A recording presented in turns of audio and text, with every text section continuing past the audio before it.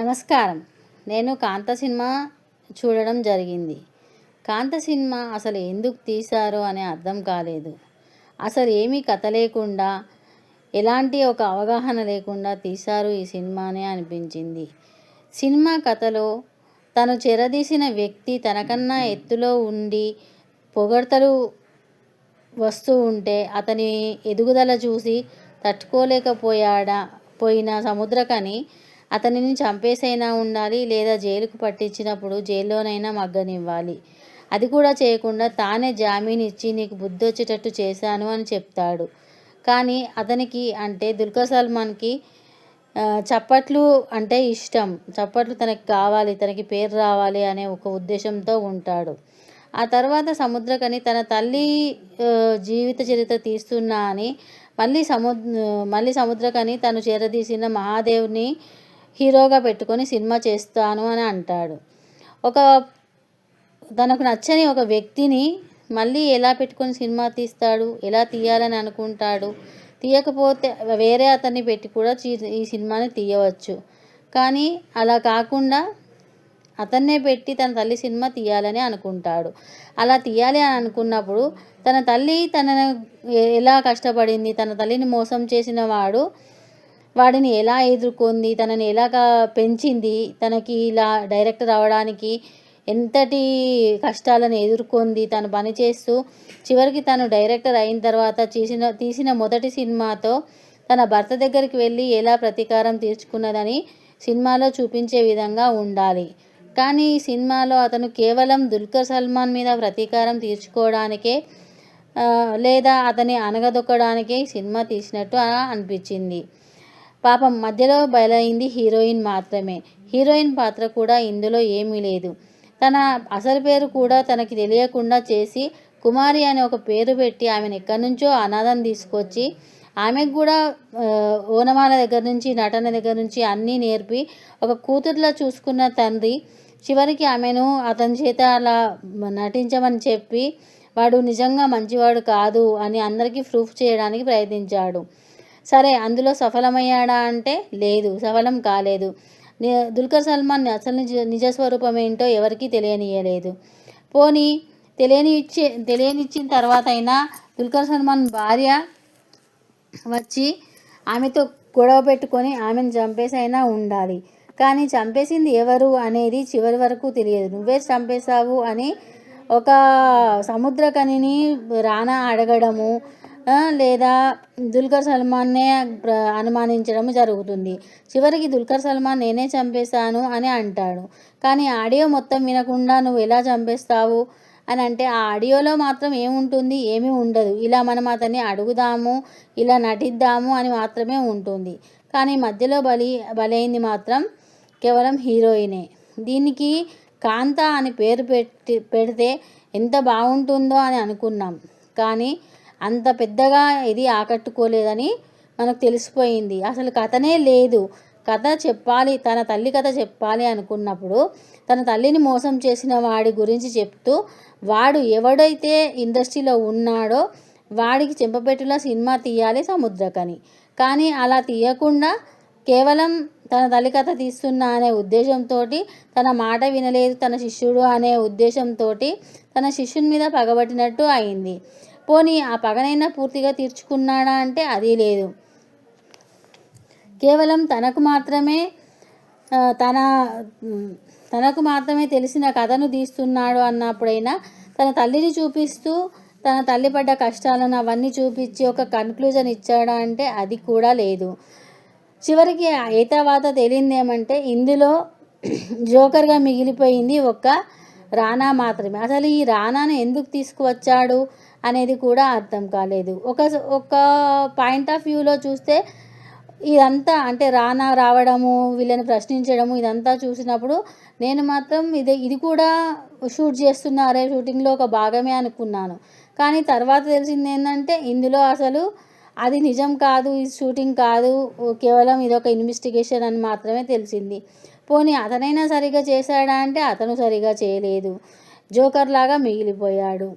అసలు కథనే లేనప్పుడు దీనికి అసలు ఒక ఉద్దేశమే లేనప్పుడు మధ్యలో హీరోయిన్తో 2-3 డైలాగులు చెప్పిస్తాడు సముద్రకని.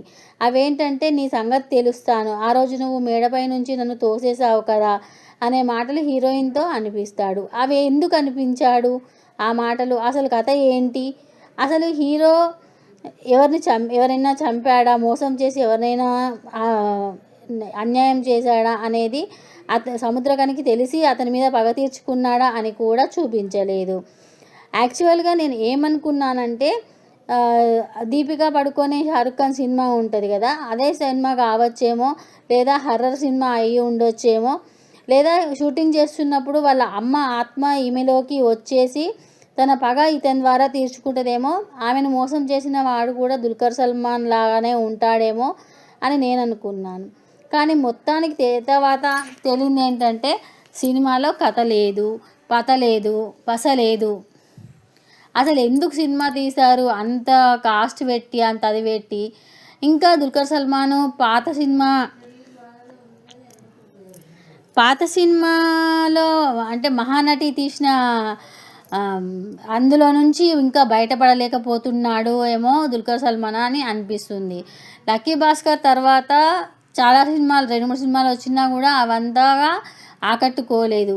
లక్కీ భాస్కర్ ఒక అందుకు మంచిదే, కానీ ఒక అందుకు బాగానే ఆడింది. ఈ కాంతా సినిమా పైన ఎన్నో హోప్స్ పెట్టుకొని ఉన్నారు. ఇది హర్రర్ స్టోరీ ఏమో, థ్రిల్లర్ స్టోరీ ఏమో, సస్పెన్స్ ఏమో, లేకపోతే భయంకరమైనదేమో అని, చాలా జోనర్ కావచ్చు అని అన్న ఊహ ప్రేక్షకుల మధ్యలో ఉంటుంది. కానీ సినిమా చూసిన తర్వాత మాత్రం థియేటర్లోంచి ప్రేక్షకులు బయటకు వచ్చి, ఎందుకురా బాబు మాకు ఈ సినిమా, అసలు ఏముంది సినిమాలో, ఎవరు ఏం చేశారు, ఎవరు అసలు హీరోయిన్ని భయపెట్టాల్సిన అవసరం దుల్కర్ సల్మాన్ వల్ల మామకి ఏముంది, అతనేం భయపెట్టాడు అన్నది కూడా చూపించలేదు.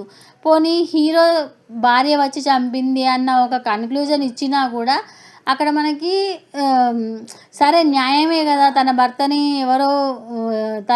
తనకు కాకుండా ఎవరో చేస్తున్నారని చెప్పి ఆమెనైనా చంపితే ఒక సాటిస్ఫాక్షన్ అనేది ఉండేది. నా భర్తను లొంగ తీసుకుంటుంది కాబట్టి నేను ఆమెను చంపాను అన్నట్టు ఉండేది. ఎందుకంటే మహానటి సావిత్రి విషయంలో కూడా జరిగింది అదే. ఆల్రెడీ అతనికి పెళ్ళై ఉన్నా కూడా ఈమెను సావిత్రిని పెళ్లి చేసుకోవడం, తర్వాత సావిత్రితోటి జీవనం సాగిస్తున్న సమయంలో మళ్ళీ ఇంకో అమ్మాయితో ఎఫ్ఐఆర్ పెట్టుకున్నాడని తెలిసి సావిత్రి మద్యానికి బానిస అవ్వడము, ఇవన్నీ జరిగినట్టు ఈ సినిమాలో కూడా నా భర్త ఇంకెవరితో ఎఫ్ఐఆర్ పెట్టుకున్నాడు, అది విషయం నాకు నచ్చలేదు, అందుకే నేను ఆమెను చంపేశానని చెప్పి పోలీసులకు లొంగిపోయినా కూడా బాగుండేది. ఎవరు చంపారనుకోకుండా ఒక చిన్న విషయం మీరు అసలు హీరోయిన్ ఏమీ అడగకుండా, ఏమీ చేయకుండా, ఆమె దగ్గరికి వెళ్ళకుండా, ఆమెను ఒక పెళ్ళైన యాక్టర్ ఇంకో స్త్రీని ఎలా పెళ్లి చేసుకుంటాడు? మహానటి సినిమా నుంచి దుల్కర్ సల్మాన్ మళ్ళీ బయటకు రావాలి, మళ్ళీ మామూలు సినిమాలు చేయాలి. ఇంకా అదే పట్టుకొని కూర్చుంటే ఇక అతనికి ఫ్లాపులు తప్ప మరేమీ రావు. అలాగే సముద్రకని యాక్షన్ కూడా ఏమంతా బాగా లేదు. అలాగే కొత్తగా చేసిన హీరోయిన్ చాలా బాగా చేసింది.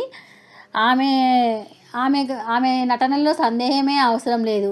ఆమె చెలికత్తె పాత్ర, ఆమె సిస్టర్ పాత్ర ఇంకో ఆవిడ వేసింది. ఆవిడ కూడా హీరోయిన్కి సరితూగంగానే ఉంది. మొత్తానికైతే ఈ సినిమాలో అసలు ఒక కన్క్లూజన్, ఒక క్లారిటీ అనేది ఏదీ లేదు. ఇంకా పాత మూస పద్ధతిలోనే వెళ్తున్నారు అని నాకు అనిపించింది. ఎప్పుడూ ఒకటే థీమ్, అంటే పాత బ్లాక్ బస్టర్ సినిమా ఇప్పుడు మహానటి తీసాం కాబట్టి ఇది కూడా బ్లాక్ అండ్ వైట్లోనే తీస్తే ప్రేక్షకులు ఆదరిస్తారేమో అన్న ఆలోచనలో ఉండడం అనేది తప్పు. మహానటి సావిత్రి జీవిత చరిత్ర ఎక్కడా, ఇది ఎక్కడా? అసలు పోనీ ఇది నిజంగానే జరిగిన కథనే అయ్యుంటే వాళ్ళ పర్మిషన్ అడిగి, వాళ్ళ అంగీకారం తీసుకొని, వాళ్ళ అంగీకారంతో అసలు పేర్లు పెట్టి ఇట్లా జరిగింది అని చెప్పి తీసుకున్నా బాగుండేది. నిజంగానే ఇలా జరిగిందట, వాళ్ళు కోర్టులో కూడా కేసు వేశారు అని చెప్పి తెలిసింది. నిజానికి జరిగినప్పుడు అందులో కొంత భాగమే మేము తీసుకున్నాం అని అన్నప్పుడు వాళ్ళ పేర్లు రివీల్ చేసి లాస్ట్ 2 minutes 5 minutesలో వాళ్ళ ఒరిజినల్ పేర్లు, వాళ్ళ బొమ్మలు, అట్లాంటి చిత్రాలు వేసినా బాగుండేది. ఎందుకంటే మహానటిలో మనకు ఆమె హాస్పిటల్లో ఉన్న చిత్రాన్ని చూపిస్తారు, హాస్పిటల్లో ఉన్న ఫొటోసు చూపించారు కాబట్టి ఇందులో కూడా అలా వేసి చూపిస్తే బాగుండేదేమో అని నాకు అనిపించింది. మొత్తానికి ఓవరాల్గా మాత్రం కాంతా సినిమా అట్టర్ ఫ్లాప్, అందులో పసలేదు. దుల్కర్ సల్మాన్ ఇలాంటి సినిమాలు చేయకుండా ఉంటేనే మంచిది. సముద్రకని ఎప్పట్లా తన విలనిజాన్ని చూపిస్తూ తనకు తగ్గ క్యారెక్టర్లు చేస్తూ ఉంటేనే బాగుంటుంది. అలాగే